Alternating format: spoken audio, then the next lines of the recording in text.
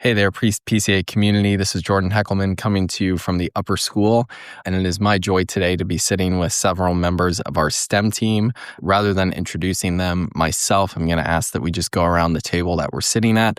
We'll start on my left. Would you mind just introducing yourself, sharing the content area that you primarily teach in, and then some of the classes you taught this past year? I'm Jesse Graustein. I am the life science teacher, also the science department head.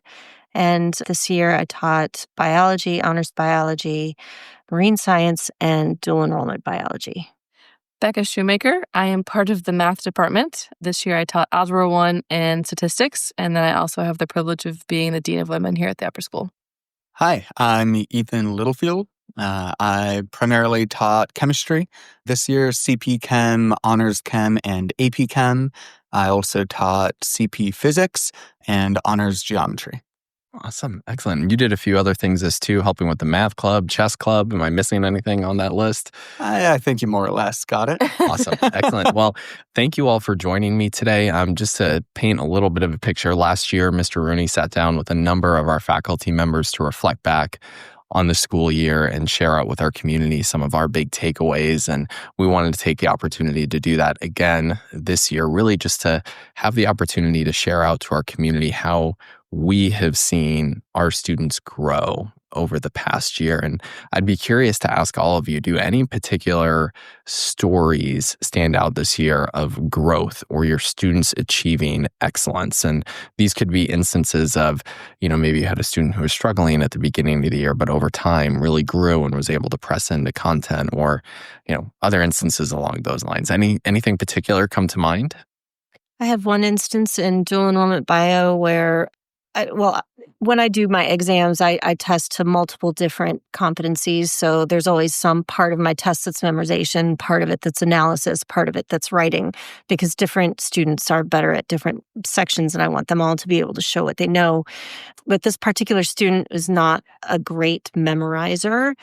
And the whole last quarter was nothing but memorization. So one day he just came to me and was like, I don't even know how to study this. And so we looked at it and we talked about it. And I think a lot of the students now post-COVID are sick of their screens. So just, building another quizzes deck wasn't really going to do it. And so we worked together to build old-fashioned note card kind of flashcard thing and did a variety of ways of comparing and contrasting two different categories of the memorization that was taxonomy. So like the different kingdoms, some of their features. And so you would just pit two of the kingdoms together and put their characteristics down side by side. And it was just like dynamic in that different students could put the different kingdoms together and then they had to work it all through. And by the end of the quarter, I saw a video where at baseball practice, they had found an animal by the shed. And there was a video of him just reciting the domain, the kingdom, the phylum, the subphylum, and the class, like just boom, boom, boom, boom, boom. And so he'd had it. And it was such a great moment of victory over this thing that for years you just said that you're not good at, and then persevering and finding a way to push through that and actually have success. Yeah, that's an awesome story. And that's a great ending to the story. I don't know, as an educator, that's something that's really exciting. We have a student applying their learning in a setting where you wouldn't necessarily expect to see it. But I think what's even better there with that story is, it's a great example of the importance of having a growth mindset. In this initial instance, the student came in with a fixed mindset of, I'm not good at memorization. And the reality is it was actually something that they could do. They just needed to be equipped with the right strategy and approach for being able to do that. So thank you for equipping them with that strategy. It's an old tried and true strategy of developing and studying flashcards. There are different ways that you could do it, and I would highly recommend that every student bring that into the repertoire of studying. But thank you, Jesse, for teaching that and sharing that story. That's awesome. Yeah, I think one area of excellence I saw was in my honors Algebra I class. This class in particular just really thrived on being challenged and enjoyed it, which I don't always see in every group of students. And there was this one day where I gave them an extension of a concept that was challenging. And I just said, try on your own for 5 minutes, then you'll try in pairs for 5 minutes, and then we'll try as a whole class and then see where we go. And after they were in pairs for about 5 minutes, I said, all right, let's come to the board and I'll show you. And they all at the same time yelled, like, stop. Like, we want longer to try in our pairs and in our small groups to really figure this out on our own. And just seeing their desire to have some grit and perseverance in math, which is such an important skill, and to be not only for me to ask them to do that, but for them to thrive and really desire that opportunity, just opened my eyes for ways to do that more often in class and to give them chances to really dig in on their own and let their brains kind of critically think and be creative, and then come back together and even whole class talk through what went well, what didn't go well. But it was just funny all at the same time. They were like, do not show us the answer. Like, we will figure this out, which is also stubbornness, which I love because I see that in myself and in my two littles. So it was really fun to see them just strive for excellence in that way and enjoy being challenged and not resist it. Yeah. Well, and what a great story too of curiosity, right? Like, the students in the class were curious enough and interested enough and engaged enough that they really wanted to solve the problem. They wanted to put the puzzle together. Yeah. And even though I'm sure it was uncomfortable for them, not necessarily knowing how to figure out, it's great that they pressed into it. And I do hope across the board for all of our students in their time here, we can get them to a point where they feel uncomfortable. Yeah. Not overwhelmed, but uncomfortable in what they're learning so that they can be stretched and grow. And that's ultimately where, as people, we see the most growth is when we're pulled slightly outside of our comfort zone and have to wrestle with that. And that's just an important life skill. So thank you for creating that opportunity and sharing how your students did that this year. Goodness, I have to pick one. I feel like you can share multiple. Okay, I don't want to go on too long here. In AP chemistry this year, there were quite a couple of students who ended up taking it who initially maybe hadn't planned on it, but due to either scheduling or this or that reason ended up in the class. And it is an intimidating class to be facing up against, especially at the start of the year when you're kind of looking forward at all you're going to need to learn. But there was one student in particular who definitely wouldn't have described themselves as particularly into or good at science or math, but decided, hey, if I'm going to be taking this class, I'm going to do my darndest to get through and excel. And so we ended up meeting pretty consistently, at least once a week, sometimes multiple times a week outside of our class time, and just going over, sometimes we'd review together, sometimes we'd look forward at what was coming up, and just the amount of effort that this student put in and the resilience and the grit to really just work so hard at overcoming such a huge challenge. And then by the end of the year, they actually ended up being my informal tutor for honors chem. A whole bunch of my honors chem kids, when they started getting into kind of the end of year, more difficult stuff that appears in AP chem, they started going to this one student to get help. And they would kind of explain some of the topics and ended up kind of getting super excited talking to me about how, like, oh, I know this stuff. I was teaching it to some of your honors chem kids.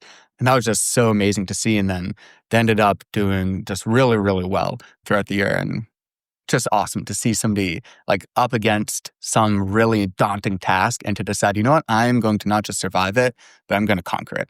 Mm-hmm. That was pretty special. I also just wanted a quick shout out to my honors chem class as well, just in terms of accomplishment. We not only got through our entire curriculum, but we got through it with enough time, and they were a good enough group that ended up bringing them a little bit into some AP Chem stuff by the end of the year. So they were fully going into the deep end of chemistry and really just excelling the whole year. That's awesome. Those are two great stories. And the one with AP Chem in particular, I think that's a great example of the importance of having just a good mindset and a good work ethic in overcoming a challenge. I think as people in general, and I know I was guilty of this as a student, I think when I was in high school, I often categorized myself as someone who was not good at math, kind of made that blanket statement about myself, and that's not okay.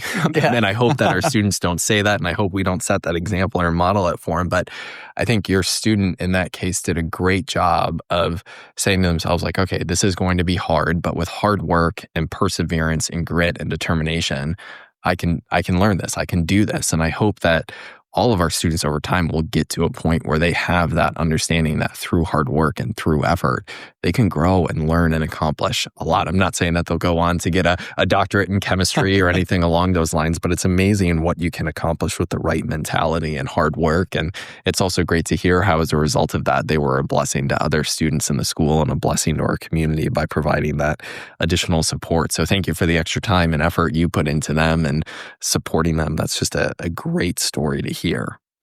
And then shifting gears a little bit now, one thing that we stress as a school for our students is growth, but likewise, we stress the same for our educators and those who are here. And all of us in some way, shape, or form are growing and learning in our roles and in our capacities. And I know this past week, we're recording this right now at the end of our in-service week, we've spent some time reflecting on the year. And I'd just be curious, what are some lessons or things that you've taken away from this year and things that you're looking forward to applying in this coming year?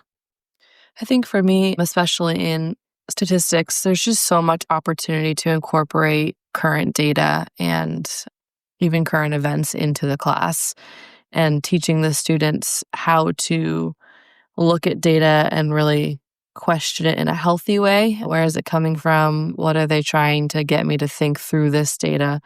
And so I think for me, as I look to next year, especially in stats, just finding more opportunities to include data that's current and also just opportunities for them to read data and reflect on it. And then, of course, dig into the math behind where it's coming from, especially because it ends up being a lot of seniors and juniors who are about to embark on their next journey. And I often tell them they're going to be faced with a lot of different people who are throwing data at them, wanting them to think a certain way. And they really need to be on their best, in their best mindset to question it, not to just be skeptical in life, but to really just have an appreciation for where it's coming from. And then also just a lot of projects that we can do in stats as well to get some more hands-on experience with what it looks like to kind of go start to end in an analysis. That's awesome. And I'm excited to hear how you'll pull in some more real world examples into your classes next year. And also excited to hear that you're thinking through how can we help our students think critically when they're looking at data, when they're looking at statistics. And I mean, with the advent of AI, it's only going to be more important for us as a school to teach our students how can you look at data? How can you look at information? How can you determine whether or not it's coming from a reliable source? Or how can you determine if the statistical analysis was done well? Yeah. That's just going to be something that's really important and key. So I'm excited to see how you'll apply that next year. I think one thing that I'm taking away is the value of repeatedly investigating the same phenomenon, I guess is the best way to categorize it. For a variety of reasons in marine science, we did a lab where we were filtering some of the water that we got from drainage channels here on campus as well as off the dock in the Bellamy River. And there's this filtering set. It was kind of a new thing. And so we figured out the process and did some quantifying how much microplastics in the water at the beginning of the year. But then after we learned all the different topics for marine science throughout the year about point and non-point source pollution, about the way watersheds work, about, all kinds of things with currents and tides and everything, it just felt right this year for some reason to redo that microplastics lab as their final assessment this year. And the value in the pre-lab of having them connect they had to come up with a way that every single topic this year connected to the problem of microplastics before we even did the lab. And so then when they collected the water and they were looking at the samples through the microscopes and on the filters, it you just saw the light bulb go on. It kind of clicked with them. It meant more because they understood what they were looking at the second time versus the first time. And I am actually, because I'm heading into botany and zoology, which is another project-based class for next year, and I'm currently thinking about how am I going to do that same kind of bookend lab next year somehow with plants and animals. So that's my summer project, is figuring out what our starting and ending assessment is going to be. Yeah, that's really cool. Yeah. Well, and Moms, dads, community members, I hope you're getting excited hearing what Jesse's talking about with what she does here on campus. If you don't know, she probably spends more time on our grounds than a lot of our teachers. She gets her students outside as much as possible and really does some amazing research and work here on campus. And what's incredible thinking about that, what you're excited about doing and what you did this year is the consolidation of learning. You started with a singular lab and you came back later in the year, but it may be the same lab on paper, but it's not the same lab in reality because your students were required to bring together all that they had learned and to bring that into a singular perspective. That's incredible. And I know from talking to students there, they were excited in doing this because it gave them a better sense of our environment and our campus, which is great and wonderful and beautiful. So thank you for affording them that opportunity and for getting creative and thinking through how we can utilize the beautiful campus that we have and for talking them through what it looks like for us to be as good stewards. I think one of the blessings that we have with our campus and with the courses that Jesse teaches, we get the opportunity from a biblical perspective of, hey, what does it look like for us to be good stewards? So I'm excited to hear what you'll do for botany next year. Yeah, I think I have a bit of a unique perspective maybe on this, given I unfortunately am leaving PCA at the end of this year. So maybe I don't have the best insight in terms of what I'm going to change about classes for next year. But I think just in general, reflecting over this past year, maybe it's cheating to go with this, but just the importance of finding joy in all things, in the little things. I think as I've been reflecting back on both years, but especially this past year, I just remember so many moments, whether it's staying after finals one day to play a 2-hour-long classical chess game against one of my students, or developing photos of the AP Chem class, or seeing some of my honors chem students get excited about really getting it in stoichiometry or in chemistry. I had a student who loved building molecules like more than I think I've seen any student love anything. Like it was amazing. I would, when they would be done with the test and everybody else was still taking tests, I'd have to go into the closet to get them the molecule building kits that they could just continue building while other people finished. And just all those moments of joy. Any student, and I'm sure any teacher, will go through difficulties and harder days, but there's just so much joy to be had in all these different moments. I don't know, I guess just recognizing that and reflecting on that, and if you can, seeking out those little moments really does end up mattering a lot at the end of things. Yeah, absolutely. And thank you for helping to foster that joy in our students as well. I know that's had a tremendous impact on our community. And, I cannot stress enough the importance of being intentional in seeking to find out joy in the little things, because we're all going to face trials in this life. And I know I've been convicted this year in seeing that when you see joy talked about in Scripture, it is often talked about hand in hand with trials. So what does it look like for us to balance those things and find joy in the little moments and in the excitement and the passion? And I know, Mr. Littlefield, I can't thank you enough for the impact that you've had over your last 2 years. And, for the community at large, please know I've already extended an offer to Mr. Littlefield that once he has finished his career in the medical field, he has a standing offer to come back as a science teacher as a second career at PCA. So that standing offer is out there. But thank you all for the impact that you have had on our community this year and for the investment that you've made in the lives of our students. And I am so excited to see what they are going to go and do. And I know one thing that was a great encouragement to me was at the musical this year, I had the opportunity to connect with a number of alumni who were pursuing STEM fields, and some of whom just graduated from college and have their first job in STEM related fields. And it was so encouraging to hear from them how they felt equipped because of the work that you have done or that you did in their time here at PCA, and to know that they're going out and being successful in STEM fields or thriving in STEM programs at the next level. That was a great encouragement to me, and I hope it's a great encouragement to you. And aside from Mr. Littlefield, who we know will be back here and then next year, because he has some other family ties here to PCA, but we look forward to having you all back with us next year and for another great year in our STEM program. Thank you. Thank you.